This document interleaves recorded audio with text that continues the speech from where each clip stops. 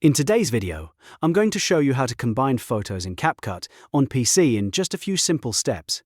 This is a great method if you want to create a photo slideshow, a before and after comparison, a memory video, or just bring multiple images together into one clean project. If this video helps you out, please hit the like button and subscribe for more easy CapCut tutorials like this. Alright, let's jump right in. First, open CapCut on your PC and create a new project. Once the editor loads, look at the top panel and click Media. This is where you'll bring in all of the photos you want to combine. Next, click Import and select the photos from your computer. You can choose multiple images at once, which makes this process much faster and easier. After your photos are imported, you'll see them inside your media library. Now it's time to start building your sequence.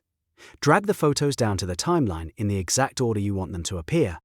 If you want one photo to show first and another to follow after, just place them side by side in that order on the timeline.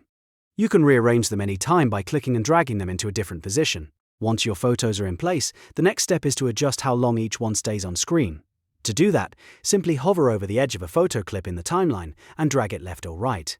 Shorter durations will make the photos change more quickly, while longer durations will let viewers see each image for more time.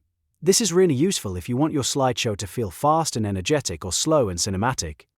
Take a moment to preview your timeline and make sure the order looks right and the timing feels natural.